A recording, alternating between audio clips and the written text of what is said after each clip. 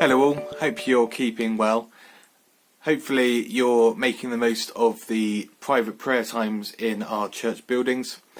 If you're waiting with bated breath to hear more information about public worship, the PCCs are working as quickly as we can, along with the advice given from the government and the bishops, to look into that and whether we can do that safely. We will let you know as soon as we possibly can. Well, today we're going to talk about masks. We all wear masks all the time, particularly at the moment. Many of us will be wearing medical masks to wear to the supermarket or on public transport. Of course, there are also people wearing masks to cover up their identity, either for nefarious means or because they're worried about the consequences of their actions. There are also masks we wear to make ourselves look more beautiful, or of course in my case more handsome, but I think I might need more mask than that. And then of course there's masks we wear when we like to play or act, when we pretend to be somebody else. It's not just these masks that we choose to put on though, is it? All of us have masks that we use every day. If we're honest, there's a difference between how we talk to our friends, how we talk to our siblings, how we talk to our bosses, or to those older than us. And of course that's not a bad thing. It's the way our society works, and if we want to get along in society, get along with one another, there's certain social games that we play, and that's okay. As long as it doesn't go too far, of course. We use masks to allow ourselves to function with others around us, because we are all broken. We all have desires and passions that are not necessarily beneficial to everyone, things that we call sin. If we all did exactly what we wanted all the time and behaved on our impulses, we wouldn't be in a very lovely society.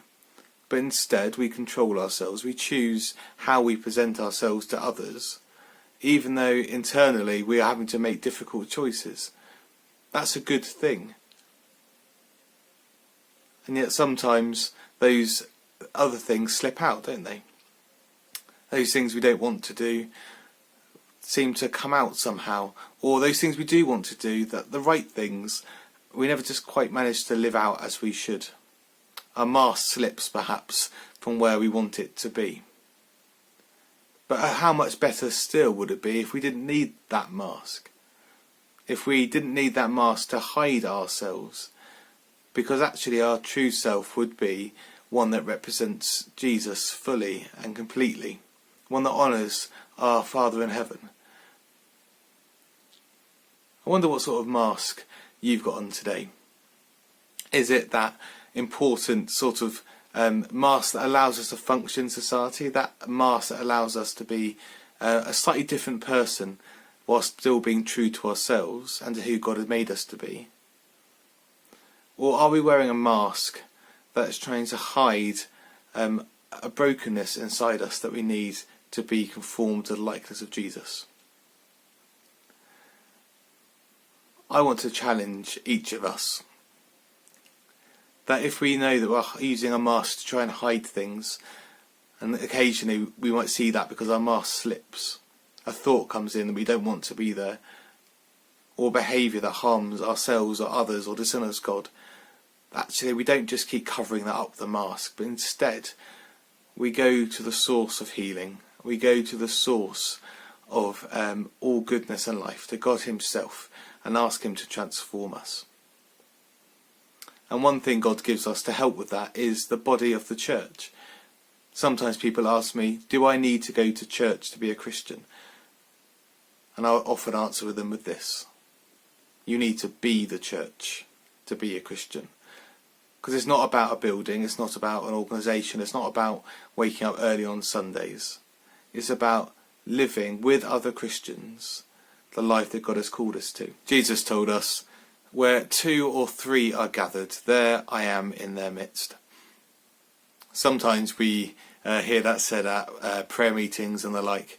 Often where there's a small congregation, a sort of a, well, there's a few of us here, and that means Jesus is too. And that's true, because God is with his people, but I don't think that's what Jesus' original intent was. I think it was this. No Christian is an island. We need each other. We need to be challenged and provoked. We need to be encouraged and supported. And that way, where 2 or 3 are gathered, where 2 or 3 Christians are together, we're always going to bump into each other. Christ is present with us as his body, as we grow in likeness of him, as we are disciples. But part of what that needs to be enabled is for us to be vulnerable with some people in our church. I'm not saying we go into church every time we're together with a complete blank slate, no masks up, everything out, heart on the end of our sleeves. It's just not functional. But I am saying, who are you vulnerable with? Who are you open with as part of God's body, that we might grow together and that we might be more like Jesus? So those masks that enabled us to function, well, keep them on. But remember they're masks, and they do need to come off so that we can be learners, disciples of Jesus.